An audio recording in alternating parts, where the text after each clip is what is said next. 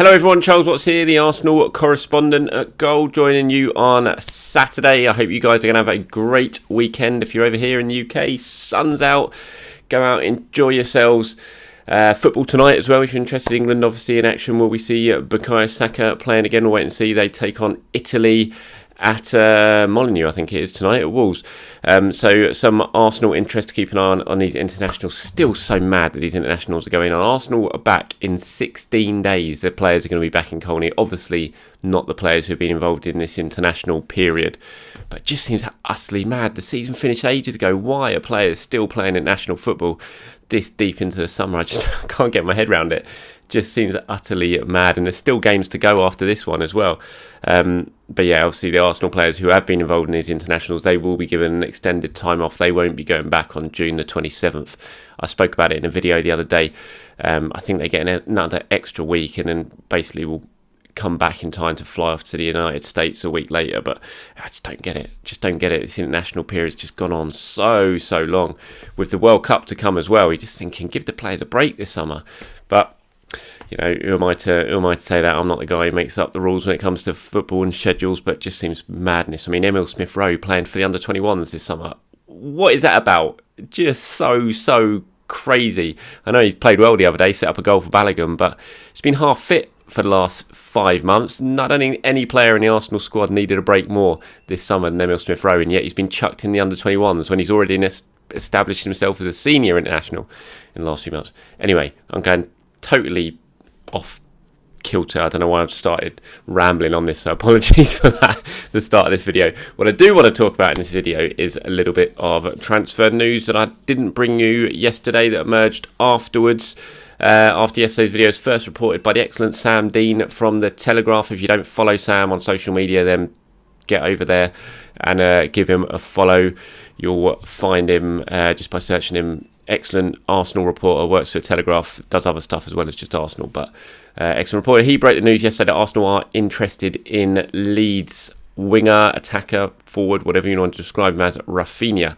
And he's right. I've since been able to confirm that news, that Arsenal are indeed interested in Raphinha. Interesting one, that. Excellent player. I mean, really good player. As far as I'm aware, the interest hasn't got to any official stage yet. Arsenal haven't started official talks with Leeds. This is all sort of muscling for position behind the scenes, really, in terms of Raphinha, who is expected to leave. Barcelona is still very much the favourites when it comes to him. You know, that's been something that's been ongoing behind the scenes for a long time as well. Whether Barcelona can find the money to actually try and get the deal done for him, we'll have to wait and see. I mean, it looks like they might be selling De Jong to Man United, so that might be a way of financing it, because we all know that money is tight at the Camp Nou at the moment, especially when it comes to transfer fees. But Arsenal are also waiting in the wings and keeping an eye on the situation. Kind of feels like, I know they're doing that with most players at the moment. I think people keep calling them Interested FC on my social media channels when they're talking about it. So it remains to be seen whether Arsenal really firm up this interest. I think what happens with Barcelona, it will be key to that, but I also think what happens with Nicolas Pepe is going to be key to that as well, because I don't see a way that Raphinha arrives if Nicolas Pepe stays, if you see what I mean. They're both playing the same position, both playing the right. You've got Bukayo Saka over there already, and I just can't see a way. It doesn't really make sense financially or anything if you bring in Raphinha when Pepe is still at the club. So we'll wait and see what happens with Pepe. I mean, there is an expectation that Pepe will leave if a club can be found. He switched agents at the end of last season, basically to try and help get a deal done this summer with someone. Arsenal won't stand in the way of Pepe. It just hasn't really worked out, has it? He's not really a Arteta player. That's pretty much key. So I think if Pepe goes, then Arsenal will certainly have to bring in some sort of player to provide competition for Bukayo Saka, because he'll be the only right winger at the club. I think a lot of people will look at it and think, you know, can you have two players of such quality competing for the same place in the team? Is Saka and Raphinha? Does that really make sense? Well, I suppose if you want to be a top club, if you want to compete for the biggest trophies or titles, the champion, you know, getting back to the Champions League, you need absolute top quality players throughout your squad. It's what Mikel Arteta constantly talks about, taking Arsenal to the next level by signing these type of players. So you look at Liverpool. Look at their forward line. They went out and still signed Luis Diaz. They still signed Diego Jota. could well be signing Nunes. We don't even know if Mane is going to go yet. And, they're just signing top quality players all throughout the squad to make sure that if one player's out, another one can come in. And that's what Arteta wants to do.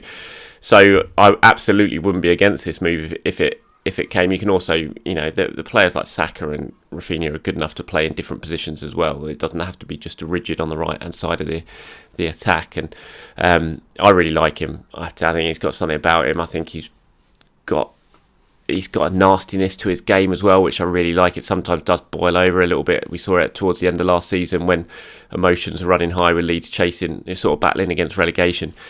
But he scored some big goals for Leeds. I think he scored 11 goals in the Premier League last season, which is a good total for a side who struggles. And he's just got something about him. He's an exciting player, and Arsenal need that in attack. They need a goal threat. They need more goal threat. And yeah, I'd be all for it. I have to say, I mean, it would cost big money. I think you're looking at about £55 million for Leeds to be tempted into doing business. He's got 2 years left on his contract, so there is that. I think there is an expectation that he will leave this summer. People were certainly expecting it if they went down, but even though they stayed up, I think people are still expecting it. He was speaking about it the other day while he was on international duty with Brazil. He said, I have a contract with Leeds until 2024. My future is in the hands of Deco. Yes, that Deco, who's his agent now, and Leeds. I have my mind on the national team, on the game, and also on my vacation. We all need a vacation. I have a contract with Leeds, and this issue is resolved by my manager. When something is right, he will send it to me. So yeah, Deco, ex-Barcelona, Portuguese legend. He is Raphinha's agent, in case you were wondering. So we'll wait and see what happens with that. But for now, yeah, that is the latest when it comes to Arsenal and their interest in Raphinha. I touched on Nicolas Pepe there, and I think it's certainly worthwhile having a little bit of a debate about Pepe and his future. Like I said, he has changed agents. There is an expectation around Arsenal that Pepe will leave. It just hasn't really worked. I mean, his numbers, when you look at them, they stack up. They're not bad at all since he's been at Arsenal. This season was a struggle for him, which is frustrating because the way he ended the season before, you thought, he's ready to explode and really hit the ground and really sort of kick on after a fairly slow acclimatisation to the Premier League. But it just didn't really happen. I think it's pretty clear that Mikel doesn't really fancy him. I don't think he trusts him too much. We've seen that when he's been thrown on at times during the second half of the season, sort of what Arteta demands from his players, not just in an attacking sense, but defensively. I think Pepe just struggles a little bit. You can see the frustration from the touchline at times when Pepe comes on, and some of the things he does, or more specifically doesn't do, when it comes to tracking back, and I think ultimately that's gonna cost him when it comes to Arsenal. It hasn't worked. The only issue is, how do you move Pepe on? It's going to be very, very difficult, as is the way with a lot of these kind of players that Arsenal wouldn't mind moving on this summer. A, he's on massive wages. B, he hasn't set the world alight since he's been in the Premier League. So, and C, Arsenal paid £72 million for him and still got a lot of money of that money to pay to Lille for him, because it was a deal that was structured over a number of years. So it's a case of how much do you accept for Pepe? How do you get him out?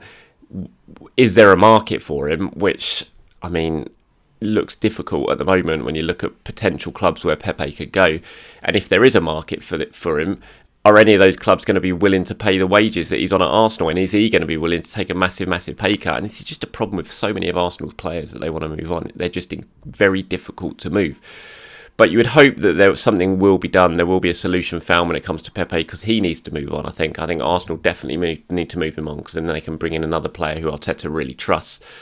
And ultimately, let's hope that that's something that happens. I mean, there has been links I've seen with PSG and Pepe. I mean, whether that's true, I have no idea. And would PSG really be interested in Pepe? I know he had a worldy season with Lille before he moved to Arsenal in France and demonstrated he can be a real threat in France, but I'd be surprised if a club like PSG really came in for him, given the way he's sort of performed at Arsenal.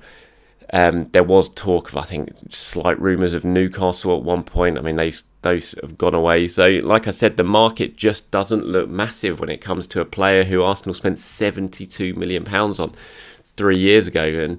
And we were all so excited when he signed, weren't we? I know I was genuinely really, really excited. But his future it looks a little bit, it's very, very uncertain, isn't it, when it comes to what he's going to do, what Arsenal are going to do, who could come in for him. And it must be a difficult time for him at the moment, but hopefully it can be, like I said, it can be resolved, because I think he needs to move on and Arsenal certainly need to move on. Another player who kind of in that same position as Pepe, only has a year left in his contract though, unlike the Ivory Coast international, is Ainsley Maitland-Niles.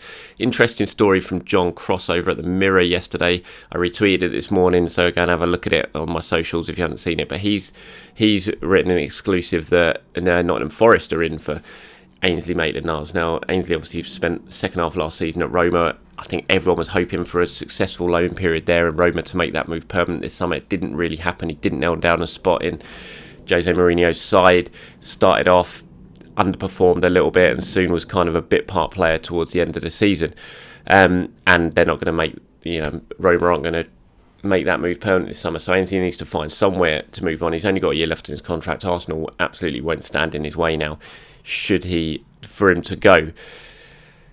And Forest feels like a good fit. It feels for Arsenal, it feels like it could be a good fit because Forest have just come up. They've got Premier League money. He's a homegrown player. You could almost, if you're Arsenal going to get as most money possible for someone like Ainsley Maitland-Niles, it feels like it needs to move to an English club for that to happen. And potentially Nottingham Forest could do that. Yes, they're newcomers to the Premier League. They don't want to splash loads and loads of money, but you would think for Arsenal they might be able to demand a little bit of a higher fee from someone like Nottingham Forest than they would if someone from abroad came in for him. He's in a similar situation to Pepe. I feel he absolutely needs to move on now to kick on in his career because his career is absolutely stagnated. I think Arsenal need to just move him on to get him out of the squad. Looks like a terrible decision now. They had a decent offer on the table. I can't even remember what it was now from Wolves a couple of years ago. It was after the FA Cup win. I think it was about 20 million Wolves were prepared to pay for him, and Arsenal didn't accept it, and he stayed. He didn't get a new contract or anything like that. He stayed, then he wasn't in the team again, and now he's scratching around for any sort of game time, and you just look at it and it's just another example of Arsenal not selling at the right time. I mean, hands up for me at the time. I remember I didn't actually want Arsenal to sell him because I thought he played so well in that run to the FA Cup final, played so well in the semi-final, so well in the final, and it just felt to me like he's going to play. And so if he's going to play, then don't sell him, use him. He can play in a number of positions, play right wing back, left wing back, he can play central midfield. So I was against Arsenal selling him because I thought he was going to play. But then Arteta does what Arteta has done before, seems to be playing a player and then bombs them out completely, and the value tanks. And it's not Arteta's best trait, that, by any means. And now it just looks like a terrible decision. And it's like, well, if you're not going to play him, you may as well have sold him when you had about £20 million or whatever it was on the table for Wolves, and now you're going to get half that if you're lucky. And we've seen that before with other players as well, like I said. So it just feels this is the right time. And if Forest can sort of, as John Cross has reported, really do want Ainsley, and apparently, Cross is reporting that he's a priority target for them, then it just feels like one that for all parties needs to get done this summer sooner rather than later. Arsenal get some money in, Ainsley has time to adjust to a new club, and then everyone can sort of go again for the new season. So we'll wait and see what happens on that. Let me know what you guys think. Would you be happy to let Ainsley Maitland-Niles go? What sort of money do you think Arsenal should demand for Maitland-Niles if he was to go? Would you be up for Raphinha signing? What do you think they should do with Pepe? Anything that you've heard, agreed with, disagreed with in this video, let me know by leaving a comment below. I'm going to head off now. Enjoy the weekend, whatever you guys are up to. Like I said, next week, keep an eye out. I'm going to try and do at least one live Q&A during the week where we can talk about transfers, anything you want to talk about. So keep your eyes peeled for that. I'm not sure what day I'll do it yet, but I will.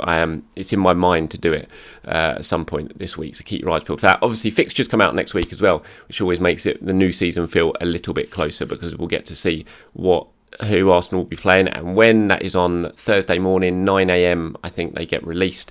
So keep your eyes peeled for that. And anything else transfer-wise, keep your eyes on my social medias and the latest videos that I do here, and I'll bring you all the news as I get it for Arsenal ahead of the new season. Thanks for watching, everyone. Have a very good day. Speak to you soon.